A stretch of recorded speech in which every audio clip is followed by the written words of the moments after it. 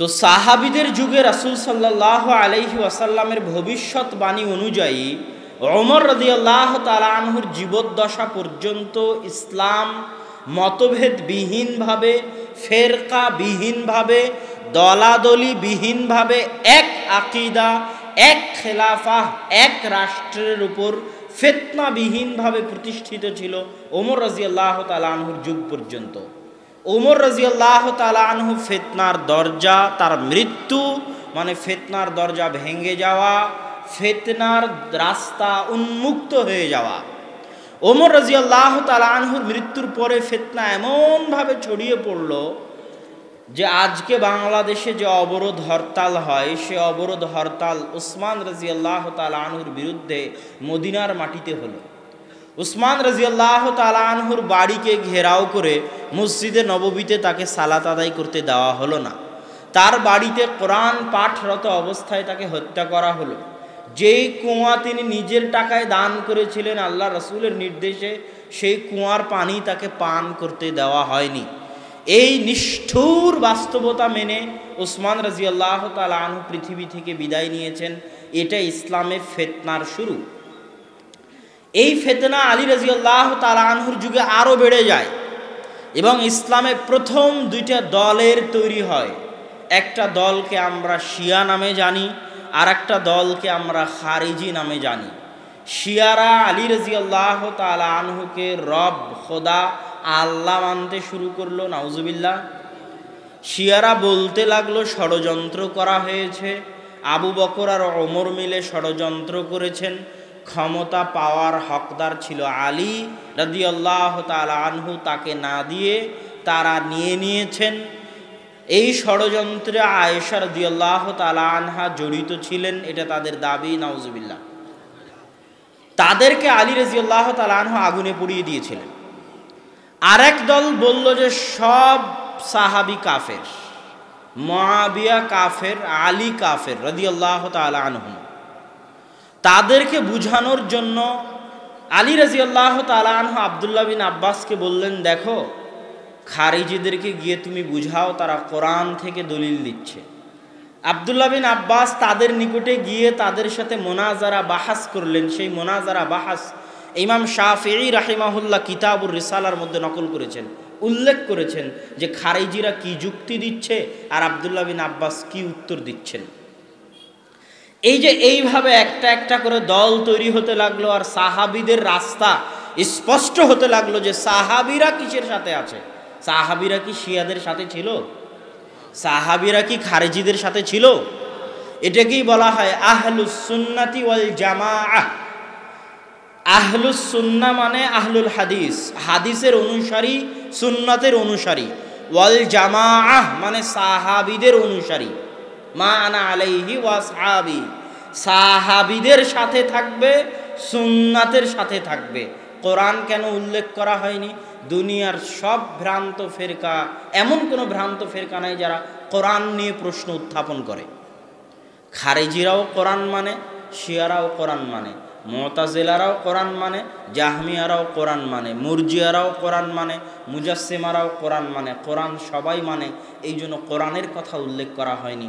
কিন্তু হাদিস সবাই মানতে চায় না। এই জন্য আহলুস সুন্নাহ বা আহলুল হাদিস ওয়াল জামাআহ সাহাবীদের সাথে থাকতে হবে। যুগে যুগে ফিতনা বাড়তে লাগলো। দুই একটা ফিতনার কথা বলে সালাফি মানহাজ বা সালাফদের রাস্তাকে স্পষ্ট করি। খারিজি এবং শিয়ারা চলে গেল। তারপরে একটা ফিতনা আসলো ঈমান নিয়ে। ঈমান কাকে বলে? ঈমান কি অন্তরে বিশ্বাস করলেই মুমিন হবে, মুখে স্বীকার করলেই মুমিন হবে, না কাজে ও কর্মে বাস্তবায়ন করতে হবে? একদল বলল অন্তরে বিশ্বাস করলেই মুমিন হবে, মনের পর্দা বড় পর্দা। যদি তাদের কথা ঠিক হয় যে অন্তরের বিশ্বাসী ঈমানের জন্য যথেষ্ট, তাহলে হিরাক্লিয়াসকেও মুমিন বলতে হবে। কেননা হিরাক্লিয়াস অন্তর দিয়ে আল্লাহ রাসূলের রিসালাতকে বিশ্বাস করত, যেটা বুখারীর হাদিসে স্পষ্ট প্রমাণ পাওয়া যায়। হিরাক্লিয়াস বলছে, শোনো, তোমরা যা যা বললে সব যদি সত্য হয়, তাহলে জেনে রাখো আমার পায়ের নিচে যে মাটি আছে এই মাটি মুহাম্মাদের অধীনস্থ হবে একদিন সাল্লাল্লাহু আলাইহি ওয়াসাল্লাম। তাহলে হিরাক্লিয়াস জানতো যে আল্লাহ রাসূল সত্য নবী, আবু তলেব জানতো যে আল্লাহ রাসূল সত্য নবী, কিন্তু মুখ দিয়ে স্বীকার করেনি। হিরাক্লিয়াস মুখ দিয়ে স্বীকার করেনি, কর্মে বাস্তবায়ন করেনি, এই জন্য তারা মুমিন বলে গণ্য হবে না। অন্তরের বিশ্বাস মুমিন হওয়ার মানদণ্ড নয়। এটা আহলুস সুন্নাত ওয়াল জামাতের আকীদা। কিন্তু যারা বলল শুধু অন্তরে বিশ্বাস ঈমান, তাদের বলা হয় মুরজিয়া। এরকম হাজারো মানুষ এখনো বাংলাদেশে আছে যারা মনে করে মনে ঈমান থাকলেই যথেষ্ট, নামাজ পড়ে আর কি হবে, পর্দা করে আর কি হবে। এরা কি? মুরজিয়া। এরা কি বলেন তো? মুরজিয়া। আরেক দল মানুষ আছে যারা খারেজি, তারা বলল যে কাজে বাস্তবায়ন করা এত জরুরি যে কোনো একটা আমল যদি ছুটে যায়, কোনো একটা কবিরা গুনাহ যদি কারো থেকে সংঘটিত হয়, তাহলে সে কাফের হয়ে যাবে, আর ঈমানই থাকবে না। তখন আহলুস সুন্নাত ওয়াল জামাত বলল, না, কেউ যদি কাবিরা গুনাহ করে তাহলে আর ঈমান থাকবে না এমন নয়, তার ঈমান থাকবে, তবে ঈমান কমে গেছে। কথা কি বুঝতে পেরেছেন? এবং তাকে বলা হবে ফাসিক, তাকে বলা হবে ফাসিক, কাফের নয়। কাফের কখন? যখন মুখের উপর অস্বীকার করবে। ভাই আপনি নামাজ পড়েন না কেন? আরে কে বলেছে নামাজ ফরজ? নামাজ যদি না পড়ি কি হবে? পড়বো না, তোর কি? মুখের উপর যখন অস্বীকার করবে তখন কি হবে? কাফের। আর যখন বলবে নামাজ পড়া তো উচিত কিন্তু এই কারণে পড়তে পারি না, তখন ফাসিক। এই জন্য আমি বহু বক্তব্যে বলেছি, আপনি দাড়ি রাখবেন না, এটা ভালো কথা। যদি না রাখতে চান, আল্লাহর বিধানকে লঙ্ঘন করতে চান, ভালো কথা, রাখিয়েন না। কিন্তু দাড়িকে নিয়ে হাসি ঠাট্টা করতে পারবেন না।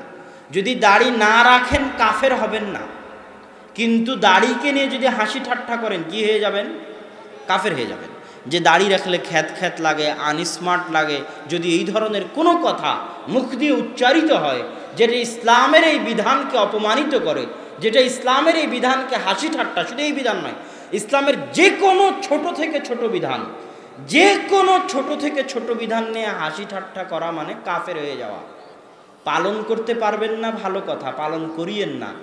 বলেন যে এটা পালন করা উচিত, আমি পালন করতে পারি না, কিন্তু সেটা নিয়ে হাসি ঠাট্টা করতে পারবেন না। তাহলে খারিজিদের সাথে আহলুস সুন্নাত ওয়াল জামাতের এখানে পার্থক্য হয়ে গেল। আহলুস সুন্নাত ওয়াল জামাত কাবিরা গুনাহগার ব্যক্তিকে ফাসিক মনে করে। বাংলাদেশ সহ পৃথিবীর 57টা মুসলিম রাষ্ট্রদেরকে, নেতাদেরকে ফাসিক মনে করে।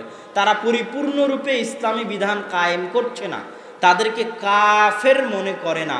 কেননা তারা প্রকাশ্যে ইসলামের বিধানকে মুখের উপর অস্বীকার করে না। তার একটা জ্বলন্ত উদাহরণ এখন দেখতে পাবেন যে ভাস্কর্য নিয়ে বাংলাদেশে কত কি হয়ে গেল। কিন্তু সরকারের কোনো মন্ত্রী চাইলে তো বলতে পারতো যে ভাস্কর্য তৈরি করা শিরক, এটা আমরা জানি, কিন্তু এই শিরক আমরা মানি না, ইসলাম আমরা মানি না। কথা কি বুঝতে পারছেন আমার? তাহলে সে কাফের হয়ে যেত, প্রকাশ্য কাফের। ইসলামের কোনো বিধানকে ডাইরেক্ট লঙ্ঘন করা, ওপেনলি চ্যালেঞ্জ করা, মানি না। কিন্তু কি বলছে? বলছে আমি ঘরে বসে আলেম হয়ে গেছি, আমি কোরআন হাদিস বেশি বুঝি। আরেকজন বলছে আমি তাহাজ্জুদের সালাত আদায় করি, আমি আলেমদের চাইতে কোরআন হাদিস বেশি বুঝি। আরেকজন বলছে হুজুরের প্রয়োজন নাই, আমি নিজেই আমার বাপের জানাজা আদায় করতে পারবো। দিয়ে তারা দলিল দিচ্ছে কি, যে কোরআনে দলিল আছে যে ভাস্কর্য জায়েজ। নাউজুবিল্লাহ। তাহলে এদের ক্ষেত্রে বলতে হবে এরা হচ্ছে ফাসিক। কি? ফাসিক।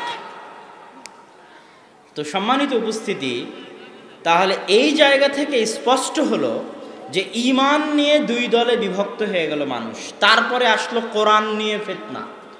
কোরআনের ফিতনা আসলো। একদল মানুষ বলল কোরআন কি আল্লাহর সৃষ্টিজীব না কোরআন আল্লাহর বাণী? যেমন আমি আল্লাহর সৃষ্টিজীব, আসমান জমিন আল্লাহর সৃষ্টি, পশু পাখি আল্লাহর সৃষ্টি, আল্লাহর সত্তার অংশ নয়। আমরা আপনারা আল্লাহর সত্তার অংশ নই, তার জাতের অংশ নই। আসমান জমিন আল্লাহর জাতের অংশ নয়, পশু পাখি আল্লাহর জাতের অংশ নয়, ফেরেশতা জিন আল্লাহর জাতের অংশ নয়। এগুলোকে আল্লাহ সৃষ্টি করেছেন। কথা কি বুঝতে পারছেন? আমি এখানে বসে থেকে একটা বই লিখলাম, এটা আমার সৃষ্টি। আমি বসে থেকে একটা মোবাইল তৈরি করলাম, এটা আমার সৃষ্টি। কিন্তু আমি মুখ দিয়ে কথা বলতেছি, এটা আমার সত্তার জাতের অংশ। তো আল্লাহ সুবহানাহু তাআলার কোরআন সৃষ্টি না আল্লাহ সুবহানাহু তাআলার বাণী, যেটা তার জাতের অংশ। কালামুল্লাহ আল্লাহর বাণী, আল্লাহর সৃষ্টি নয়। এই নিয়ে ফিতনায় পড়ে গেল গোটা মুসলিম উম্মাহ, বাদশাহ খলিফারা পর্যন্ত পথভ্রষ্ট হয়ে গেল। একমাত্র আহমদ বিন হাম্বল একাই অটল থাকলেন যে কোরআন আল্লাহর বাণী। এর জন্য তিনি অনেক জুলুম, অত্যাচার, নির্যাতন সবকিছু সহ্য করেছেন। এই ফিতনাতে ভাগ হয়ে গেল যে কোনটা আহলুস সুন্নাত ওয়াল জামাআহ, কোনটা বাতিল ফিরকা। আরেকটা ফিতনা আসলো যেটাকে বলা হয় দার্শনিক, ফালাসিফা, মুতাকাল্লিমিন, যুক্তিবিদ, তর্কবিদদের ফিতনা। ফালাসিফা বলা হয় এরিস্টটল, প্লেটো, সক্রেটিসদেরকে বলা হয় ফালাসিফা, দার্শনিক। তারা গ্রিক দার্শনিক, আল্লাহর রাসূলের যুগের আগের দার্শনিক। আব্বাসীয় খেলাফত আমলে যখন জ্ঞান চর্চা বাড়তে লাগলো, তখন তাদের লেখা বইগুলো আরবিতে অনুবাদ হয়ে গেল, তাদের কথাবার্তা আরবিতে অনুবাদ হয়ে গিয়ে আল্লাহ সংক্রান্ত যত আকীদা ছিল সব আকীদার মধ্যে গন্ডগোল লেগে গেল। আল্লাহ সুবহানাহু তাআলার হাত সাবেত করা যাবে কিনা, আল্লাহ সুবহানাহু তাআলার চোখ সাবেত করা যাবে কিনা, আল্লাহ সুবহানাহু তাআলার নিচের আসমানে নেমে আসা সাবেত করা যাবে কিনা, আল্লাহ সুবহানাহু তাআলার কিয়ামতের মাঠে গোছা উন্মোচন করা সাবেত করা যাবে কিনা, জান্নাতে আল্লাহ সুবহানাহু তাআলাকে দেখতে পাওয়া সাবেত করা যাবে কিনা, আল্লাহ সুবহানাহু তাআলা দয়ালু, পরম করুণাময়, এই গুণগুলো সাবেত করা যাবে কিনা, আল্লাহ হাসেন এটা সাবেত করা যাবে কিনা, আল্লাহ রাগান্বিত হন এটা সাবেত করা যাবে কিনা, আল্লাহ সংশ্লিষ্ট যত গুণ আছে সব নিয়ে গন্ডগোল লেগে গেল ইসলামী বিশ্বে। দার্শনিকদের মত হচ্ছে, দার্শনিকদের মত, তাদের মত পাওয়া যাবে আল আকায়েদ আন নাসাফিয়া। আমি আকায়েদ আন নাসাফিয়া পড়েছি দারুল উলুম দেওবন্দে, এবং এত যুক্তির মারপ্যাচ যে না পড়লে বুঝতাম না। এবং আল আকায়েদ আন নাসাফিয়া পড়ার জন্য তার আগে আর একটা বই পড়তে হয়েছিল, মাবাদিউল ফালসাফা, ফালসাফার মৌলিক জিনিস, দর্শন শাস্ত্রের। আহলে হাদিসদের মধ্যে খুব কম মানুষ আসে যারা ফালসাফা বা আকায়েদ নাসাফিয়া এগুলো পড়তে পারবে, পড়ে বুঝতে পারবে। যদি প্রয়োজনও নাই, এগুলো ভ্রান্ত জিনিস পড়ে লাভ কি, কোনো প্রয়োজন নাই। কিন্তু আমার পড়ার সুযোগ হয়েছিল, ভাগ্য হয়েছিল, এই জন্য আমি টুকটাক বুঝতে পারি। আগের যুগে যারা গেছে, যেই যুগে ফিতনা ছিল, ইবনে তাইমিয়া, ইবনে আল কাইয়িমদের যুগ, যেই যুগে ফিতনা ছিল, সেই যুগের ইমামরা আরও ভালো বুঝতেন ফালসাফা, দর্শন শাস্ত্র। তো দর্শন শাস্ত্রে একটা জিনিস বলা আছে যে পৃথিবীকে তারা দুই ভাগে ভাগ করেছে। একটা হচ্ছে জওহর, যেটা শাব্দিক অনুবাদ দাঁড়ায় অণু বা পরমাণু, আর একটা হচ্ছে আর্জ, যে কোনো গুণাবলী। জওহরের ক্ষেত্রে তারা বলে যে নিজে নিজে প্রতিষ্ঠিত হতে পারে সে জওহর, আর্জ যে নিজে প্রতিষ্ঠিত হতে পারে না সে আর্জ। যেমন কোনো রং এবং কোনো গুণ নিজে প্রতিষ্ঠিত হতে পারবে না। সাদা কালারের আলাদা কোনো অস্তিত্ব নাই যতক্ষণ না সাদা কালার কোনো দেওয়ালে মারা হবে, কোনো কাপড়ে মারা হবে, কোনো গায়ে মারা হবে, কোনো রাস্তায় মারা হবে। সাদা কালারের আলাদা কোনো অস্তিত্ব নাই যতক্ষণ না আর একটা প্রতিষ্ঠিত জিনিসের উপর তাকে লাগানো না হয়। ঠিক তেমনি যত ভালো গুণ আছে, জ্ঞানী হওয়া, দয়া করা, রহমত করা, ভালোবাসা, হাসা, এগুলোর আলাদা কোনো অস্তিত্ব নাই যতক্ষণ না এগুলো কোনো কিছু অস্তিত্বশীল বস্তু বা ব্যক্তির সাথে জড়িত না হবে, ততক্ষণ এগুলোর আলাদা কোনো অস্তিত্ব নাই। আর জওহর যেটার আলাদা অস্তিত্ব আছে, মানুষ, এই মাইক, যা কিছু দুনিয়াতে যেগুলোর আলাদা অস্তিত্ব আছে, আমরা সবাই সব কিছু জওহরের অন্তর্ভুক্ত। তো তাদের কথা হচ্ছে দার্শনিকদের যে প্রত্যেক জওহর পরিবর্তনশীল, আর প্রত্যেক পরিবর্তনশীল বস্তু একদিন ধ্বংস হবে। কুল্লু জওহরিন মুতাগায়্যির ও কুল্লু মুতাগায়্যির হাদিস আও হালিক। প্রত্যেক জওহর পরিবর্তনশীল, আর প্রত্যেক পরিবর্তনশীল বস্তু একদিন ধ্বংস হবে। এখন তারা বলে আল্লাহর জন্য যদি আমরা হাসা সাবেত করি, আল্লাহর জন্য যদি আমরা হাত সাবেত করি, আল্লাহর জন্য যদি আমরা দয়া, রহমত করা সাবেত করি, জ্ঞানী হওয়া সাবেত করি, চিরঞ্জীব হওয়া সাবেত করি, চিরস্থায়ী হওয়া সাবেত করি, তো এগুলোর জন্য একটা জওহর লাগবে। আর যখনই আমরা আল্লাহর জন্য ওই জওহরটা সাবেত করব, আর সাবেত করতে গিয়ে, তখন আল্লাহ সুবহানাহু ওয়া তাআলার ধ্বংস হওয়া লাজেম আসবে। অতএব শুধু আল্লাহ মানো, আল্লাহর জাত মানো, আল্লাহর কোনো গুণ মানিও না। নাউজুবিল্লাহ। এটা হচ্ছে দার্শনিকদের কথা। তারা সব গুণকে, আল্লাহ সুবহানাহু ওয়া তাআলার সকল গুণকে অস্বীকার করে বসলো যুক্তি দিয়ে, এবং মুসলমান সমাজে গণ্ডগোল লেগে গেল এই যুক্তিগুলোর কারণে। আরও অনেক যুক্তি আছে, আমি তো আর আপনাদেরকে দর্শন শাস্ত্র শিখাতে আসিনি, প্রয়োজনও নাই। তখন একদল আলেম ওলামার উদ্ভাবন ঘটলো। আজকে যেমন দেখতে পাচ্ছেন একদল নাস্তিক বিজ্ঞান দিয়ে ইসলামের শত হুকুম আহকামকে নাস্তানাবুদ করার চেষ্টা করতেছে। যেমন হাদিসে আল্লাহ রাসূল বলেছে সূর্য আল্লাহর আরশের নিচে গিয়ে সিজদা করে, বুখারীর হাদিস, আল্লাহ রাসূলের হাদিস, সহিহ হাদিস। তখন বৈজ্ঞানিকেরা অভিযোগ উত্থাপন করতেছে, এই সূর্য তো সারা পৃথিবীতে 24 ঘন্টা ঘুরতে থাকে, কখন আরশের নিচে যায়? কথা কি বুঝতে পেরেছেন? কিন্তু এগুলোর প্রত্যেকটার উত্তর আছে। তো আমি যেহেতু উদাহরণ একটা দিলাম, তো এটার একটা ছোট্ট উত্তর দিয়ে যাই। পৃথিবীতে এমন কোনো ভাষা নাই আমার জানা মতে যেই ভাষায় সূর্যের এই চলাচলকে সূর্য ডোবা এবং সূর্য উদয়ের বাইরে অন্য কোনো শব্দ ব্যবহার করা হয়।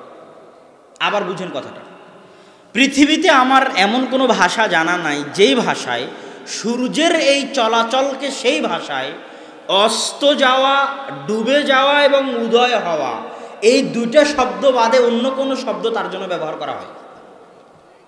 কথাটা আবার বুঝেন, ইংরেজিতে ব্যবহার করা হয় কি সানসেট, সূর্যের ডুবে যাওয়া, সানরাইজ, সূর্যের উদিত হওয়া। বাংলায় বলে সূর্যের ডুবে যাওয়া, আরবিতে বলে গাবাহ, গাবাতিশ শামস, সূর্যের ডুবে যাওয়া। তো সূর্য কি ডোবে? হ্যাঁ, 24 ঘন্টা সূর্য কখনো ডোবে নাকি? সূর্য চলতে থাকে। তাহলে শুদ্ধ ভাষায় বলতে হবে সূর্য ওই দিকে গেল, ডুবলো, এটা কিন্তু বলা যাবে না। কেন? বৈজ্ঞানিক দৃষ্টিতে ডোবা টিকে না। কিন্তু মানুষ সচরাচর ব্যবহার করে কোনটা বলেন তো? ডোবা। তো আল্লাহ কোরআনে ব্যবহার করেছে ডোবা, আল্লাহ রাসূলও ব্যবহার করেছে ডোবা। তো তোমার ডোবা বলা যদি বৈজ্ঞানিক বিরোধী না হয়, তাহলে আল্লাহ রাসূলের ডোবা বলাটা বিজ্ঞান বিরোধী হবে? নাউজুবিল্লাহ। এবং ওখানে রাসূল সাল্লাল্লাহু আলাইহি ওয়াসাল্লাম ইয়াযহাব, যাওয়া শব্দ ব্যবহার করেছেন। তো পৃথিবীতে আল্লাহর এই ইদানিং যুগের আগে কেউ জানতো না যে সূর্য আবার যায়, সূর্য চলে, এটা পৃথিবীর এই যুগে কেউ জানতো না। এই যুগের আগে মানুষ মনে করতো কি স্থির থাকে, সূর্যও যে ঘূর্ণায়মান, পৃথিবীও যে ঘূর্ণায়মান, এটা মানুষ জানতো না। অথচ আল্লাহ রাসূল হাদিসে ব্যবহার করেছেন যায়, সূর্য যায়। তো সম্মানিত উপস্থিতি, এই যুগে বৈজ্ঞানিকভাবে হাদিসের ওপর যেমন একের পর এক অভিযোগ উত্থাপন করা হয়, আল্লাহ রাসূল হাদিসে বলেছে যে মাছি যদি তোমার খাদ্যে বসে তাহলে তুমি মাছিকে খাদ্যের মধ্যে ডুবিয়ে ধরো, কেননা মাছির এক পাখায় রয়েছে আরোগ্য, আর এক পাখায় রয়েছে অসুস্থতা। তো মাছিকে ডুবিয়ে ধরো, যদি এক পাখার কারণে রোগ ঢুকে থাকে আর এক পাখার কারণে সেটা সুস্থ হয়ে যাবে। আল্লাহ রাসূলের সহিহ হাদিস। এখন গোটা পৃথিবী হাদিসের পিছনে পড়ে গেছে যে মাছির মতো একটা জীবাণুওয়ালা জিনিসকে আল্লাহ রাসূল খাবারের মধ্যে ডুবে ধরতে বললেন, কেমনে সম্ভব? তো সৌদি আরবের একটা বিশ্ববিদ্যালয়ে এই হাদিসের উপর পরিপূর্ণ গবেষণা হয়েছে এবং প্র্যাকটিক্যাল গবেষণা হয়েছে। একটা মাছিকে একটা মধ্যে, টিউবের মধ্যে প্রথমত শুধু তার এক ডানা ডুবিয়ে সেটার মধ্যে কতটুকু জীবাণু আছে সেটা মাপা হয়েছে।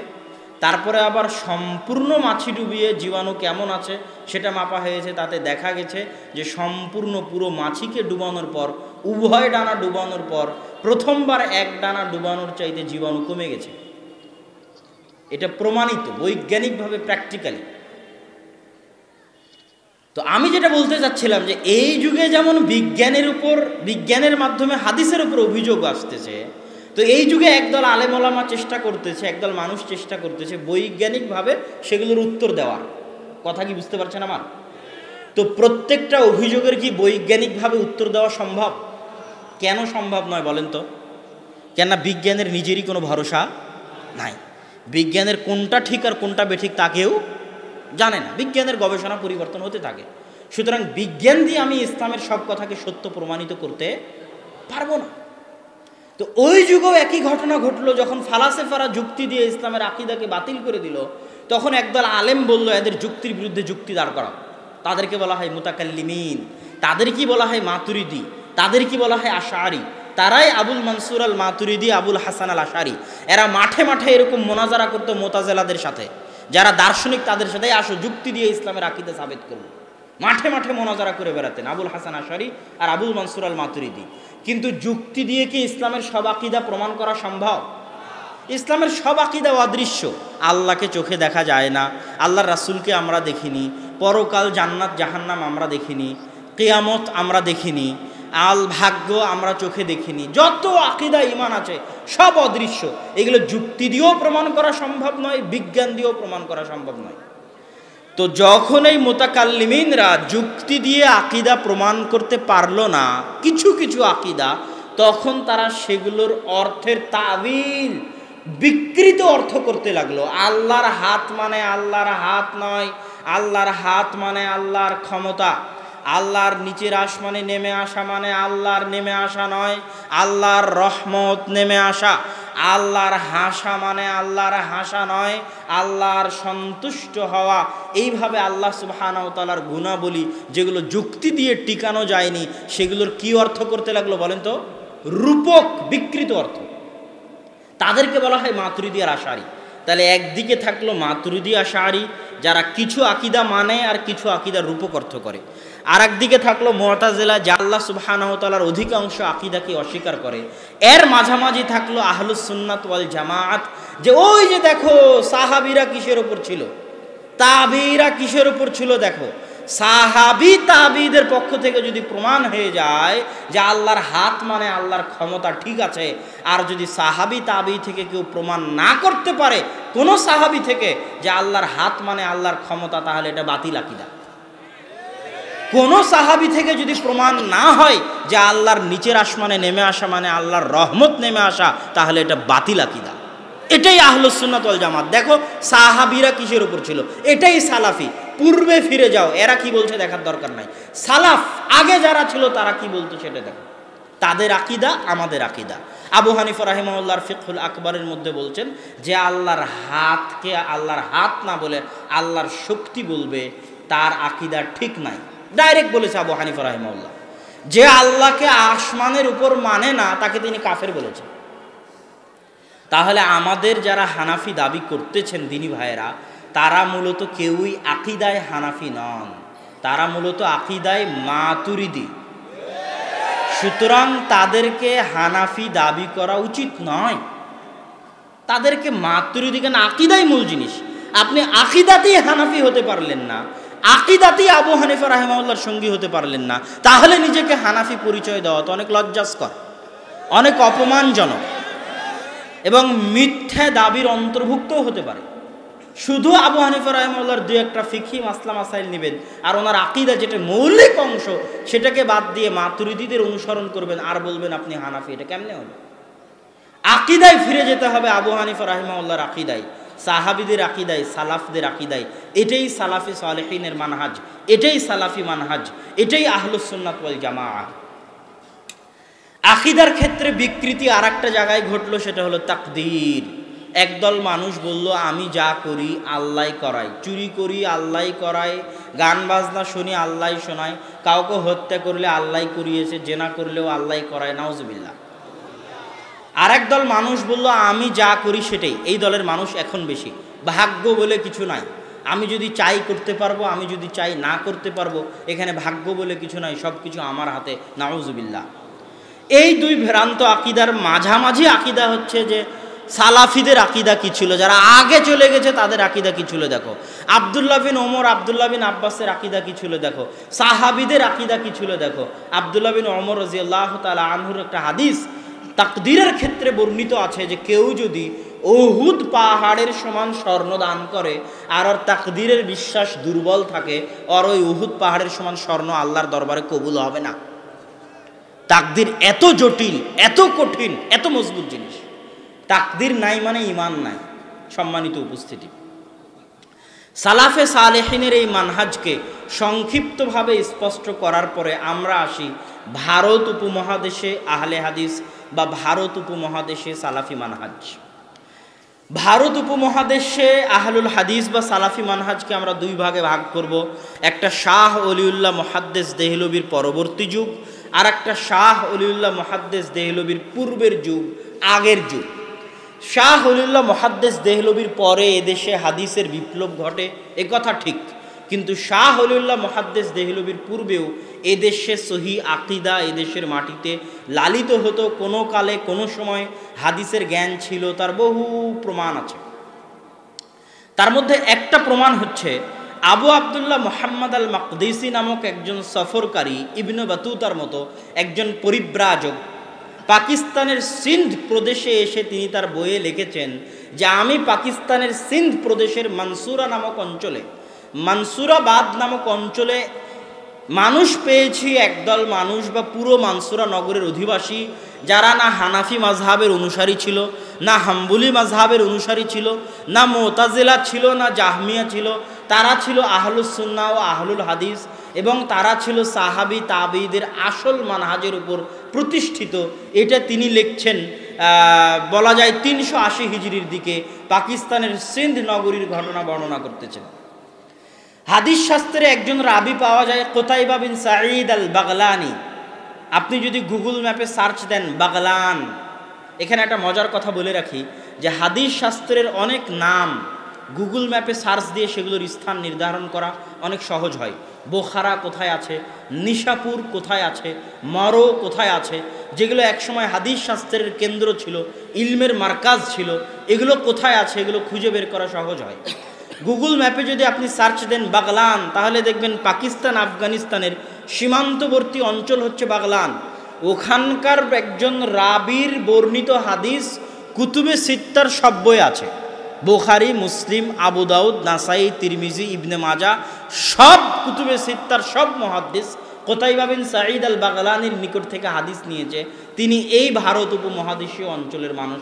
সেই যুগে ভারত উপমহাদেশীয় অঞ্চলে ইলমে হাদিসের একটা নমুনা হচ্ছে ইমাম সাগানি রাহেমাহুল্লাহ।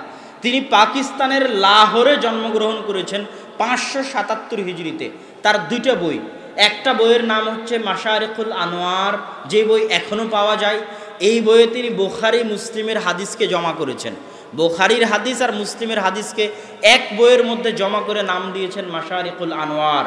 আর একটা বই আছে মাজমাউল বাহরাইন, যেখানে তিনি আরবি সাহিত্যের, আরবি ভাষার ডিকশনারিমূলক গ্রন্থ লিখেছেন।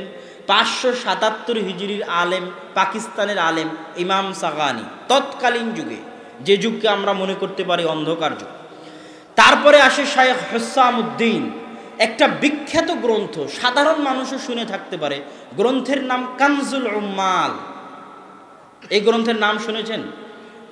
দুই একজন শোনা থাকার কথা, আর আলেম ওলামা মোটামুটি সবাই জানেন।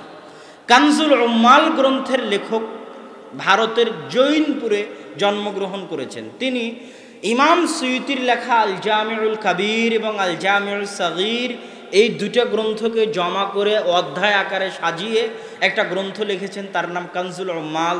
তিনি ভারতের আর একজন আলেম তাহের পাটনি, বিহারের রাজধানী পাটনার অধিবাসী। তার তিনটা গ্রন্থ এখনও সারা পৃথিবীতে প্রচুরভাবে সমাদৃত। তার একটা গ্রন্থের নাম তাযকিরাতুল মাওদুআত, যেটাতে তিনি জাল জয়ীফ হাদিস জমা করে লিখেছেন। একটা গ্রন্থের নাম আল মুগনি, যেটাতে তিনি কঠিন কঠিন রাবির নাম জমা করেছেন। আর একটা গ্রন্থের নাম মাজমাউ বাহারিল আনোয়ার, যেটাতে তিনি কঠিন কঠিন কোরআন এবং হাদিসের শব্দের অর্থ লিখেছেন। ইন্ডিয়ান, ভারতের আলেম। এগুলো সব শাহ ওলিউল্লাহ মুহাদ্দিস দেহলভির আগে। শাহ ওলিউল্লাহ মুহাদ্দিস দেহলভি থেকে নিয়ে পরবর্তী যুগে ভারতে হাদিস শাস্ত্রের বিপ্লব তৈরি হয়। এই হাদিস শাস্ত্রের বিপ্লবকে অনেক বড় বড় আলেম ওলামা স্বীকৃতি দিয়েছেন, যাদের স্বীকৃতি আমি পরে পড়ব ইনশাআল্লাহ। শাহ ওলিউল্লাহ মুহাদ্দিস দেহলভি হাদিসের দার্স চালু করলেন। তিনি বাদশাহ আলমগীরের নাম সবাই শুনবেন, যাকে আওরঙ্গজেব নামে অনেকেই চিনেন। বাদশাহ আলমগীরের যুগে ফাতাওয়া আলমগিরি নামে একটা ফতোয়ার বই লেখা হয়েছিল। ওই ফাতাওয়া আলমগিরিকে আরবিতে বলা হয় ফাতাওয়া হিন্দিয়া। সৌদি আরবে পাওয়া যাবে ফাতাওয়া হিন্দিয়া নামে। তো বাদশাহ আলমগীর, বাদশাহ আওরঙ্গজেব যখন এই ফতোয়ার বই লেখার কমিটি তৈরি করে, তখন সেই কমিটির একজন সদস্য ছিলেন মাওলানা আব্দুর রহিম, যিনি শাহ ওলিউল্লাহ মুহাদ্দিস দেহলভির পিতা। শাহ ওলিউল্লাহ মুহাদ্দিস দেহলভি আমালান হানাফি ছিলেন। আমালান মানে আমল করতেন হানাফিদের মতো, কিন্তু তাসনিফান ওয়া তাদরিসান, কিন্তু লেখনীতে এবং দার্সে পাক্কা আহলুল হাদিস ছিলেন। তিনি তার বই হুজ্জাতুল্লাহিল বালেগা থেকে শুরু করে বহু বইয়ে রাফুল আদাইনের কথা, 12 তাকবীরের কথা, এগুলো সব তিনি স্পষ্টভাবে লিখে গেছেন। তাকলিদ বিরোধিতার কথা এবং তার দার্সে তিনি তার দার্সেও রাফুল আদাইনের কথা, 12 তাকবীরের কথা, যত শিরক বিদআত সমাজে প্রচলিত ছিল সেগুলোর কথা, তাকলিদ বিরোধিতার কথা তিনি তার দার্সে বলতেন। আমালান হানাফি কিন্তু তাদরিসান ওয়া তাসনিফান আহলুল হাদিস। তার এই লেখনী এবং এই দার্সের কারণে দীর্ঘদিন থেকে ভারত উপমহাদেশে জমে থাকা তাকলিদের এই ভিত নড়বড় হয়ে যায়, একটা উদারতার সৃষ্টি হয়, চিন্তার স্বাধীনতার তৈরি হয়। তার সন্তান আব্দুল আজিজ মুহাদ্দিস দেহলভী, যিনি একটা বই লিখেছেন বুস্তানুল মুহাদ্দিসিন নামে ফার্সিতে, যেটা পরবর্তীতে উর্দুতেও অনুবাদ হয়েছে, আরবিতেও অনুবাদ হয়েছে, যেই বইয়ে সব অধিকাংশ মুহাদ্দিসের বই পুস্তক এবং তাদের জীবনী তিনি জমা করেছেন। আব্দুল আজিজ মুহাদ্দিস দেহলভীর পরে দার্স দিতেন শাহ ইসহাক মুহাদ্দিস দেহলভী। দেহলভী বলা হয় দিল্লিকে, উর্দুতে বলা হয় দেহলি। দিল্লিকে উর্দুতে কি বলা হয়? দেহলি। তো কুমিল্লার অধিবাসী বা রাজশাহীর অধিবাসী, দিনাজপুরের অধিবাসী বলবে দিনাজপুরি, কথা বুঝতে পেরেছেন? বংশালী। তো ঠিক সেই রকম দেহলির অধিবাসী বলবে দেহলভী, এই জন্য দেহলভী। শাহ ওলিউল্লাহ মুহাদ্দিস দেহলভী মানে দিল্লিতে বাড়ি, আব্দুল আজিজ মুহাদ্দিস দেহলভী মানে দিল্লিতে বাড়ি, ইসহাক মুহাদ্দিস দেহলভী মানে দিল্লিতে বাড়ি।